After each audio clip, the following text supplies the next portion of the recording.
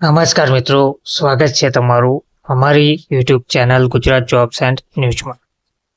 મિત્રો, પગારદાર વર્ગ માટે સરકાર દ્વારા આખરે લિસ્ટ જાહેર કરવામાં આવી રહ્યું છે.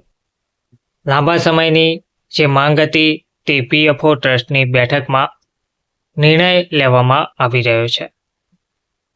7 કરોડ જેટલા કર્મચારીઓ માટે મોટા ખુશખબર સામે આવ્યા છે. ઈપીએફઓ ટ્રસ્ટની બેઠકમાં આ એક મહત્વપૂર્ણ નિર્ણય લઈને 7 કરોડ કર્મચારીઓને પીએફ પર 8.25% દરે વ્યાજ હવે મળતું રહેશે.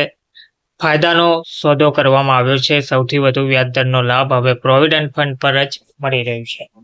વિગતવાર જોઈએ તો કર્મચારી ભવિષ્ય નિધિ સંગઠને ઈપીએફઓ 2024-25 માટે ઈપીએફ પર જમા વ્યાજદરોમાં કોઈ ફેરફાર કર્યો નથી. એટલે કે ગત વર્ષની માફક આ વર્ષે પણ 8.25% જ વ્યાજ મળશે. પરંતુ ફેબ્રુઆરી 2024માં ઈપીએફઓએ વ્યાજદર 8.15%થી વધારીને 8.25% કર્યો હતો. તે પહેલા માર્ચ 2022માં વ્યાજદર 8.5%થી ઘટાડીને 8.1% કર્યો હતો, જે 4 દાયકામાં સૌથી નીચલા સ્તરે જોવા મળ્યો હતો.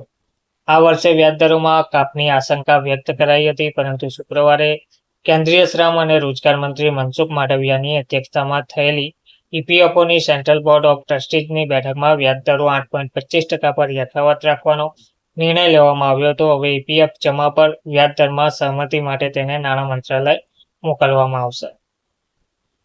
તો સૌથી વધુ વ્યાજદરનો લાભ હવે પ્રોવિડન્ટ ફંડ પર જ મળી રહ્યું છે. ઈપીએફમાં મળતા હાલના વ્યાજદર 8.25% એ બચતના અન્ય સાધનોમાં સર્વાધિક છે. સુકન્યા સમૃદ્ધિ યોજનામાં 8.2% વ્યાજદર, સિનિયર સિટીઝન સેવિંગ્સ સ્કીમમાં 8.2%, national saving certificate 7.7%, Kisan Vikas પત્રમાં 7.5%, પોસ્ટ ઓફિસ સેવિંગ 5 વર્ષ માટે 7.5%, પીપીએફ 7.1%, 3 વર્ષની ટર્મ ડિપોઝિટ માટે 7.1% અને પોસ્ટ ઓફિસ સેવિંગ માટે 4% વ્યાજ મળી રહ્યું છે. અન્ય નિર્ણયો: 2 નોકરી વચ્ચે 2 મહિનાનો અંતર હોય તો ઈડીએલઆઈનો લાભ મળશે. સેવાના 1 વર્ષમાં મૃત્યુ થાય તો કર્મચારીને 50,000નો લઘુત્તમ વીમો મળશે. 5,000 પરિવારને લાભ મળશે. છેલ્લા યોગદાનના 6 મહિનામાં કર્મચારીનું મૃત્યુ થાય તો પણ પરિવાર ઈડીએલઆઈને પાત્ર રહેશે. શરત માત્ર નામ પેરોલમાંથી દૂર ના થવું જોઈએ. દર વર્ષે 14,000 પરિવારોને આ લાભ મળતો રહેશે. ધન્યવાદ.